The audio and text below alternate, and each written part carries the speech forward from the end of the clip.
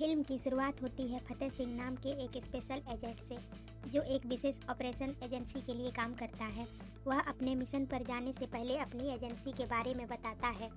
यह एक ऐसी एजेंसी है जिसमें ना कोई मेडल मिलता है और ना ही कोई पहचान। अगर कोई एजेंट पकड़ा जाए तो यह मान लिया जाता है कि वह एक आम इंसान है और एजेंसी से उसका कोई संबंध नहीं है। इसके बाद फतेह सिंह एक बड़े होटल में पहुंचता है। वहां जाकर वह कई लोगों को बेरहमी से मारना शुरू कर देता है। अंत में वह कहता है कि यह कहानी यहीं ख़त्म नहीं होती, बल्कि यहीं से शुरू होती है।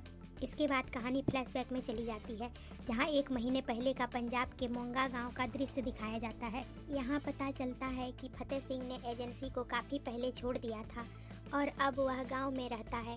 गांव में फतेह सिंह अपना एक छोटा सा डेयरी फार्म चलाता है। फतेह सिंह का कोई परिवार नहीं है, इसलिए वह पास ही में रहने वाली निमृत के घर में किराए पर रहता है। फतेह अपनी पुरानी जिंदगी को पूरी तरह से भुलाकर एक सुकून भरी और सामान्य जिंदगी जी रहा है। वह हर दिन सुबह सुबह अपने डेयरी फार्म में काम करने जाता है और फिर वापस आता है। इसके बाद कहानी निमृत की ओर बढ़ती है। निमृत, जो फतेह की पड़ोसी है, उसे भाई की तरह मानती है। गांव में निमृत एक लोन ऐप के जरिए लोगों का लोन पास करवाती है। हालांकि यह एक फेक लोन ऐप है। इसमें लोन तो मिल जाता है, लेकिन ब्याज इतना अधिक होता है कि लोग लोन चुकाने से पहले ही परेशानियों में फंस जाते हैं। इसके बाद इस ऐप के सरगना द्वारा लोगों को धमकियां मिलने लगती है। निमृत के पास कई शिकायतें आने लगती है, इसलिए उसे दिल्ली जाना पड़ता है। गांव के सभी लोग निमृत से उम्मीद लगाए बैठे हैं, क्योंकि लोन दिलाने की जिम्मेदारी उसी की थी। इसी बीच निमृत को खुशी नाम की एक लड़की का मैसेज मिलता है। खुशी उसे बताती है कि वह उसे उन लोगों से मिलवा सकती है जिन्होंने यह लोन पास किया है, लेकिन इसके लिए निमृत को दिल्ली आना होगा। निमृत लोगों की समस्या हल करने के लिए दिल्ली जाती है। इसके बाद साइबर माफिया के हेड रजा की एंट्री होती है। रजा पूरे देश में फेक लोन ऐप्स और साइबर फ्रॉड का नेटवर्क चला रहा है। वह लोगों को फर्जी स्कीम में फंसा कर लूटता है। निमृत और उसके गांव के लोग भी रजा की इस चाल में फंस चुके हैं। जब निमृत की मां को पता चलता है कि उसकी बेटी कई दिनों से दिल्ली गई है लेकिन अब तक वापस नहीं लौटी, तो वह फतेह के पास आती है। वह उसे पूरे लोन ऐप के मामले की जानकारी देती है और बताती है कि यह ऐप लोगों को लोन देकर उन्हें बर्बाद कर रहा है। काफ़ी जांच पड़ताल के बाद फतेह को पता चलता है कि यह फ्रॉड सिर्फ उनके गांव तक सीमित नहीं है, बल्कि पूरे देश में फैल चुका है। इस समस्या को हल करने के लिए फतेह को गांव छोड़ना पड़ता है। इसके बाद वह दिल्ली पहुंचता है। दिल्ली पहुंचते ही फतेह के पास खुशी नाम की एक हैकर का कॉल आता है। खुशी उसे बताती है कि अगर वह निमृत के बारे में कुछ पता करना चाहता है तो सबसे पहले उससे मिलना होगा। फतेह तुरंत खुशी से मिलने पहुंचता है। खुशी से मुलाकात के दौरान फतेह को पता चलता है कि खुशी एक हैकर है और उसने ही निमृत को दिल्ली बुलाया था।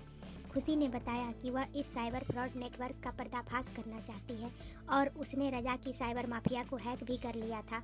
इसी वजह से रजा और उसकी गैंग अब खुशी को ढूंढ रही है। खुशी बताती है कि जब रजा को पता चला कि निमृत उससे मिलने दिल्ली आई है, तो वे लोग निमृत के जरिए खुशी को पकड़ने की कोशिश कर रहे हैं। खुशी यह भी बताती है कि चड्डा नाम का एक आदमी है जो निमृत के बारे में जानकारी दे सकता है। वह पुरानी दिल्ली के संगम टॉकीज के पास रहता है। यह सुनकर फतेह तुरंत चड्डा से मिलने निकल पड़ता है। संगम टॉकीज के पास पहुंचकर फतेह देखता है कि वहां पर काफ़ी गैर कानूनी काम हो रहे हैं। फतेह चड्डा से निमृत के बारे में पूछताछ करता है और उसे एक प्रस्ताव देता है। फतेह कहता है कि वह चुपचाप निमृत को लेकर गांव वापस चला जाएगा और चड्डा के गैर कानूनी कामों की जानकारी किसी को नहीं देगा, लेकिन चड्डा यह प्रस्ताव ठुकरा देता है। चड्डा और उसके लोग निमृत के बारे में आपत्तिजनक बातें करने लगते हैं, जिससे फतेह का गुस्सा फूट पड़ता है। वह चड्डा और उसके आदमियों को बुरी तरह से मारता है। फतेह चड्डा को अधमरा कर देता है। अगले दिन कहानी में इंस्पेक्टर विश्वास की एंट्री होती है। विश्वास संगम टॉकीज के पास पहुंचते हैं, जहां चड्डा और उसके आदमियों की लाशें पड़ी होती है। वह जांच शुरू करते हैं कि इस गैंग को किसने मारा। आसपास लगे सीसीटीवी फुटेज देखने के बाद उन्हें पता चलता है वहां फतेह सिंह नाम का व्यक्ति काफ़ी देर तक मौजूद था। इंस्पेक्टर विश्वास को फतेह पर शक हो जाता है, लेकिन यह साबित नहीं हो पाता है कि यह सब फतेह ने किया है। फिर भी विश्वास फतेह पर नज़र रखने का फैसला करता है। इस बीच रजा को अपने आदमी चड्डा की मौत की खबर मिलती है। चड्डा रजा के लिए काफ़ी भरोसेमंद था, इसलिए यह खबर उसे काफ़ी झकझोर देती है। रजा सत्य प्रकाश को इस मामले की जिम्मेदारी सौंपता है और कहता है कि उसे यह पता लगाना होगा कि चड्डा और उसकी गैंग को किसने मारा है। सत्य प्रकाश बेहद खतरनाक इंसान है, जिसे हल्के में नहीं लिया जा सकता। वहीं दूसरी ओर खुशी को अंदाजा हो चुका था कि संगम टॉकीज में जितने लोगों को मारा गया वह सब फतेह का ही काम है, लेकिन वह उसे सतर्क रहने की सलाह देती है और कहती है कि अगर वह इसी तरह इधर उधर घूमता रहा तो पुलिस उसे पकड़ लेगी। इसलिए खुशी उसे अपने घर ले जाती है।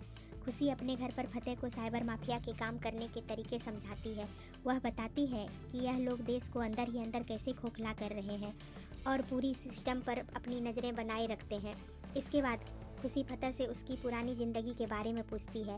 फतेह खुशी को बताता है कि वह एक खास एजेंसी के लिए काम करता था। उसका काम बेहद सीक्रेट था। उसे एक फ़ोटो मिलता था और एक कॉल आता था जिसमें बताया जाता था कि किसे ख़त्म करना है।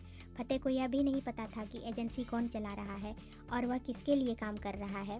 फतेह खुशी को अपने आखिरी मिशन के बारे में बताता है। वह कहता है कि उसे कुछ बेहद गोपनीय फाइलें अमेरिका से भारत लानी थी, जिनके लिए उसे काफ़ी खतरनाक लोगों का सामना करना पड़ा।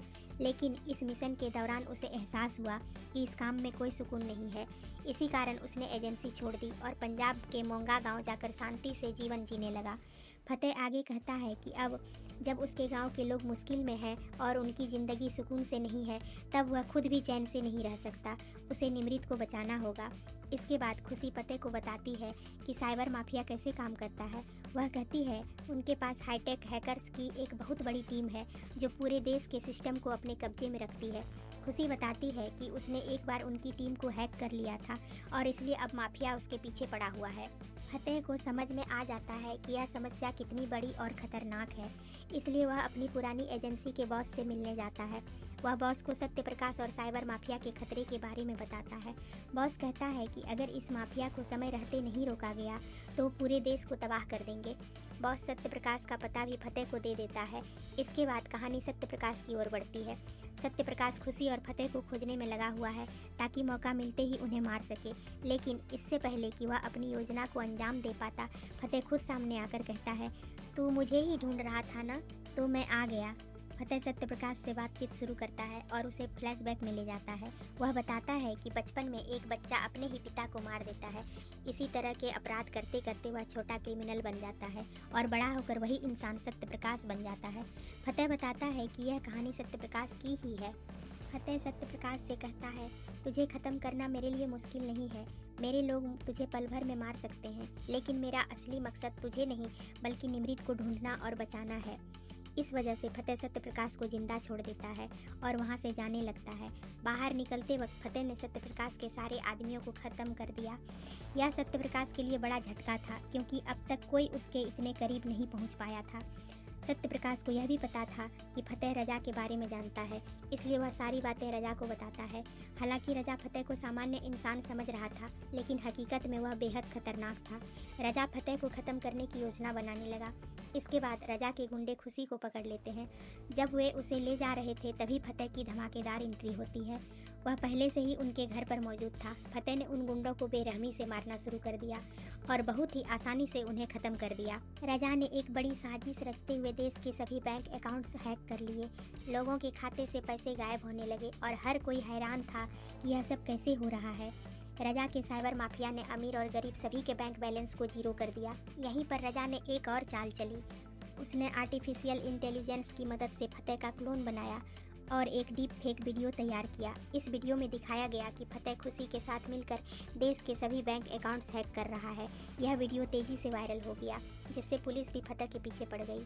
अब फतेह और खुशी पुलिस से बचते हुए खुशी के हैकर दोस्तों के पास पहुंचे। खुशी की छोटी सी टीम ने जब उस वीडियो को देखा तो उन्होंने बताया कि यह डीप फेक वीडियो है जिसे पहचानना मुश्किल नहीं है, लेकिन जनता पहले ही इस वीडियो को सच मान चुकी थी। थोड़ी देर बाद फतेह को विश्वास का कॉल आता है। विश्वास कहता है, इन सब में तुम निमृत को तो भूल ही गए। तुम यहाँ उसे बचाने आए थे, लेकिन अब उलझ गए हो। अब देखो वे तुम्हारे साथ क्या करते हैं। इसी बीच फतेह और खुशी को एक लिंक मिलता है। लिंक पर क्लिक करते ही उन्हें पता चलता है कि निमृत को ऑनलाइन एक वीडियो के जरिए मारा जाएगा। वीडियो को सोशल मीडिया पर अपलोड किया गया और शर्त थी कि 20 लाख व्यूज पूरे होते ही निमृत को करंट लगाकर मार दिया जाएगा।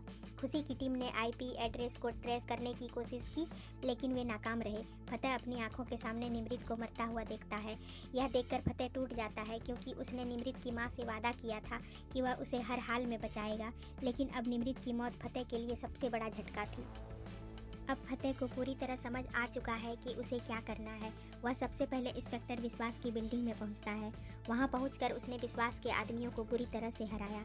फिर वह उसके कमरे में दाखिल हुआ और विश्वास को भी बेरहमी से मारने लगा। फतेह उससे रजा और सत्यप्रकाश का पता पूछ रहा था। जब विश्वास ने पते की जानकारी दे दी तब भी फतेह ने उसे मार डाला। दूसरी ओर सत्यप्रकाश जानता था कि फतेह उससे बदला लेने जरूर आएगा और उसके आदमियों को खत्म करेगा। इसी बीच फतेह खुशी को अपने साथ लेकर सत्यप्रकाश के अड्डे पर पहुंचता है। वहां पहुंचने के बाद फतेह ने देखा कि अड्डे पर काफ़ी संख्या में लोग थे, लेकिन उसने अकेले ही सभी को ख़त्म कर दिया। अंत में सत्यप्रकाश ने खुशी को पकड़ लिया था, लेकिन खुशी ने उनके सिस्टम को हैक कर लिया और सारे पैसों को होल्ड कर दिया। फतेह ने पहले सत्यप्रकाश को कंधे पर गोली मारी और फिर उसे उसी कुर्सी पर बांधकर ऑनलाइन लिंक के जरिए मार डाला। अब केवल रजा बचा था, लेकिन रजा तक पहुंचने के लिए फतेह को 200 लोगों का सामना करना था। फतेह बिना ज़्यादा सोचे सीधा अंदर घुसा और सभी को ख़त्म कर दिया। फिल्म की शुरुआत में दिखाए गए सीन में जहां उसने 100 लोगों को मारा था, अब उसने 200 लोगों को हराकर रजा तक पहुंच बनाई। आखिरकार फतेह और रजा आमने सामने होते हैं। रजा फतेह को बताता है, तुम जिस एजेंसी के लिए काम करते थे मैं भी उसी एजेंसी के लिए काम करता था। एक फ़ोटो आता था और एक कॉल के बाद हम काम करते थे। मैंने वह एजेंसी छोड़ दी, लेकिन अब मैं वही काम अपने तरीके से करता हूँ। पहले सामने आकर लोगों को ख़त्म करना पड़ता था, लेकिन अब सब कुछ छिप कर होता है। पहले से ज़्यादा लोग मरते हैं और मेरी ज़िंदगी बहुत आरामदायक है। फतेह रजा को मारने से पहले सिर्फ इतना कहता है, हर रामायण में रावण का अंत जरूर होता है। फिल्म के अंत में खुशी, जो पहले लंदन जाने वाली थी, अब फैसला करती है कि वह फतेह के साथ ही रुकेगी। लेकिन आखिरी सीन में एक शख्स गन लेकर उनके सामने खड़ा दिखाई देता है। वह कौन है इसका पता नहीं चलता, लेकिन इस छोटे से सीन ने साफ संकेत दिया है कि फतेह 2 जरूर आएगा। फिल्म यहीं ख़त्म होती है। धन्यवाद।